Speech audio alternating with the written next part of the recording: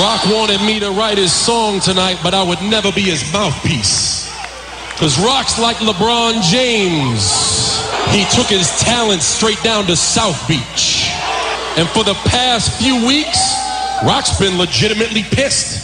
If you get stuck singing your song tonight, Rock, it's all in the wrist. Could we please have a week where you don't come out here and choke? You may be G.I. Joe this summer. Right now, you're a G.I. joke.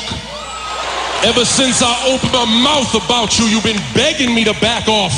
So if Rock and Dwayne are the same person, I think y'all both are offs. And after April 1st, you won't be making no more movies.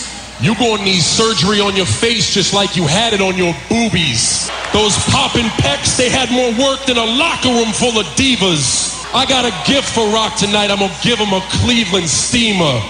Team Bring It, he's team Lost It, and the truth is getting scary. Cause they weren't chanting Rocky last week, they were chanting Tooth Fairy. Keep making fun of this Fruity Pebble Rock, cause I ain't even close to sick of it. I'm Mr. Kung Pao Chicken, you just Miami Fried Chicken. And no, I don't have balls, but I got something in their place. I'm gonna beat your ass at WrestleMania and put my dead in your face. Okay, well, this song is especially for you and all the grown men who are John Cena fans out there. And it goes like this. Doesn't really matter how hard you try. Never in your life will you ever taste pie. No, you love Chewbacca and Frodo too, but you're a walking virgin and you're 42. Let's rock. Everybody, let's rock. You dress like Kirk and Spock, but we're dancing cause Cleveland rock. Where are the ladies in the house tonight? See, you know, the Rock and the ladies, we got a very special connection. I love women. I love the ladies. I love the ladies, but there's a very, very special lady that I want to sing a very special song to, and she's at home right now. She's watching. Very, very, very special woman. And this song, this special song is for you, baby. The Rock will see you tonight. Rock's getting some wine and a dozen roses. She's going to meet my holy Moses. Getting with the Rock is the bomb. You don't believe me? Ask Cena's mom. Let's rock. Everybody, let's rock. Cena's mom can barely walk, but we're dancing cause Cleveland rock. I said one more time. Cena's mom can barely walk, and we're dancing cause Cleveland rock. That's what I'm talking about. If you smell what the Rock is cooking.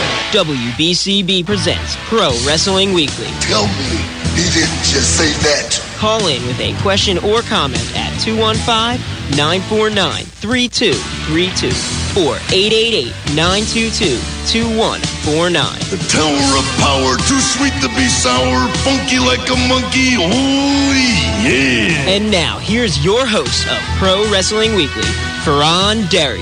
It doesn't matter what your name is. Really? Yeah! Hello and welcome to another edition of Pro Wrestling Weekly here on 1490 WBCB and online at WBCB1490.com.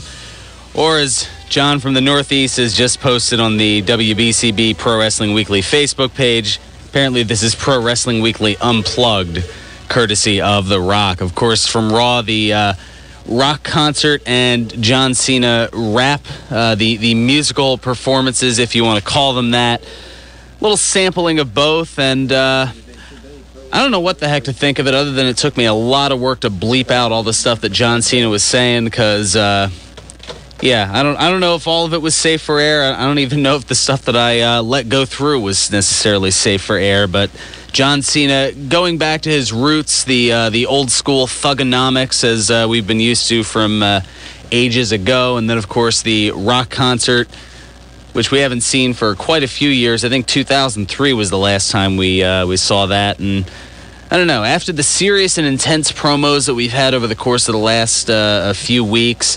Now it's kind of like broken down to a little bit more of a silly, lighthearted deal. Maybe this is kind of a calm before the storm, and they're going to get things back together coming up. Obviously, for this Raw, we're 2 weeks away from WrestleMania, so it's definitely hard to say.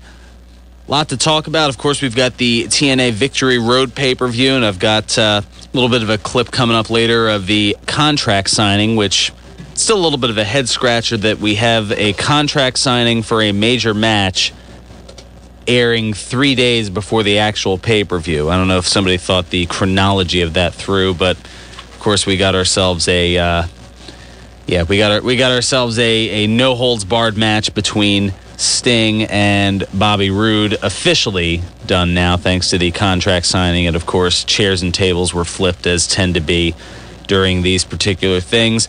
We've got lots of different pieces of news to go over the course of the hour. A little bit more of a follow-up to the Hulk Hogan sex tape info. And I know I teased it last week and didn't quite get to it, so I'll definitely get to it this week. The transvestite story.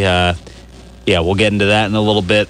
The Oklahoma State Athletic Commission, it looks like they're blocking out pro wrestling and other events. We'll talk a little bit about that. We've got a Jesse Sorensen update regarding his injured neck, and a lot more coming up this hour. We've also got a few more matches set up for WrestleMania, and I kind of want to get your pulse on it. Now, we're 2 weeks and a day away from WrestleMania. Normally, it feels like there's some sort of a buzz, but I don't know. I'm not feeling it this year. Are you feeling? Are you ready for WrestleMania coming up in a couple of weeks? And if not, what do you think it would take to sell you?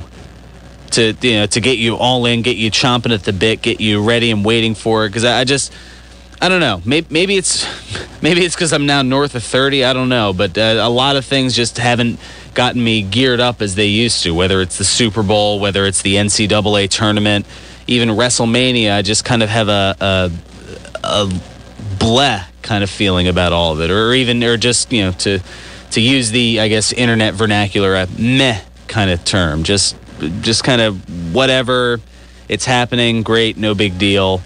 Lots to let's see what you think about that. We've got something here on the Facebook fan page from Rat Boy, although it looks like it's proper punctuation, so that means he either copied and pasted or had somebody type it for him. He says, the structure of the WrestleMania card always subject to intense changes in the weeks leading up to the event, but the latest talk is to have the Hell in a Cell match in the middle of the event, with The Rock against John Cena going last, and possibly Punk versus Jericho opening the show. And I'd seen an article, I want to say it was on ProWrestling.net or maybe PWTorch.com, the Pro Wrestling Torch, both great sites to check out. But there was an article talking about how the structure of a wrestling card, how WWE has and can change it to whereas back in the day the least meaningful cards were always in the beginning, whereas now you kind of see, and you've seen it over the course of the last few pay-per-views, opening with the title match, that there's a little bit of excitement kind of kicking things off with a big match and kind of almost having like a main event to start, another main event in the middle, and then your traditional main event in the end. So interesting, and obviously with the I guess 4 main events for WrestleMania, if you really look at it, the Hell in a Cell match between Triple H and The Undertaker, CM Punk and Chris Jericho for the WWE title, The Rock and John Cena, and of course Daniel Bryan and Sheamus for the world title. I mean, you have 4 main event caliber matches there, although the one kind of being swept under the rug is the world title match, as is expected, because it involves the SmackDown roster. But it's still there. It's still certainly main event worthy, and what order you put those in, especially since you only have 3 other matches set up on the card, and hopefully there'll be a couple more to fill it out, especially if they're planning. I'm pretty sure they're planning to keep it as a 4-hour pay-per-view.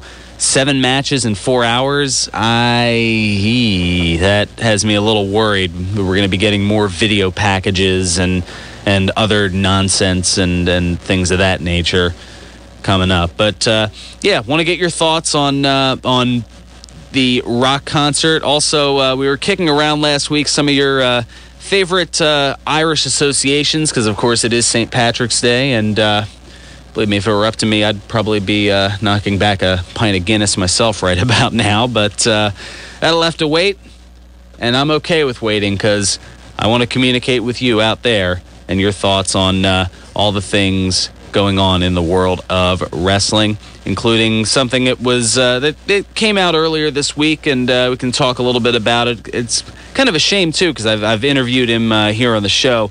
Jim Neidhart, Jim the Anvil Neidhart, he was arrested on Wednesday in Hillsborough County, Florida, charged with contempt of court during a hearing for prior arrests. Of course, he was arrested back in 2010 and accused of breaking into a neighbor's home and stealing her prescription pain medicine. The county website also noted that he was sentenced to 5 months and 29 days in a residential program. So, I mean, I was hoping then, and I'm still hoping now, that Jim Neidhart can get the help that he needs, but doesn't look like things are going well for the Anvil. We'll also talk this hour about Extra, of course. No, not the gum. The tabloid TV show, and of course its host Maria Menounos. She's going to be involved in WrestleMania. She's going to have that celebrity diva-esque match, and I don't know if that'll go on in the same spot as the Snooki match did last year. I guess that's hard to tell, but I guess you don't want to go multiple main event style matches back to back, so that'll probably be a buffer thrown somewhere in there. And then of course the developments of it's been unofficial for a while. It's official as of last night. Randy Orton against Kane, so that would be an 8th match added to the card, and of course the 6-on-6 tag team match, Team Teddy against Team John Laurinaitis, Team Johnny, with the winning the general manager of the winning team becoming the general manager of both Raw and SmackDown. Where does the anonymous general manager play into all this, or has that just been completely dropped and I should be ashamed for even mentioning it? Lots on the table. We'll get to your calls on the other side. We'll take care of a little bit of business, give you ample time to chime in and get your thoughts in. 215-949-3232. That's the local number. And also you can call in toll-free at 888-922-2149. We've also got the Facebook fan page. WBCB Pro Wrestling Weekly has been rather active over the course of the week. Of course, I've had the Today in Wrestling History segments, everything from Bret Hart and Jerry Lawler from Raw back in '95 to ECW's Living Dangerously pay-per-view to Hulk Hogan and Ric Flair from Uncensored in a barbed wire steel cage match. Who thought that was a good idea when they were 45 and 50 respectively? Of course, Destination X, WrestleMania 20, all kinds of great stuff to look up. And of course, from just yesterday, WCW Uncensored 97. I'm sure you remember it. Team WCW, Team NWO, and Team Roddy Piper in that triangle elimination match. Amazing that was 15 years ago yesterday. And then we've got some fun stuff lined up on the Today in Wrestling History a little bit later today, coming out of our second time out here.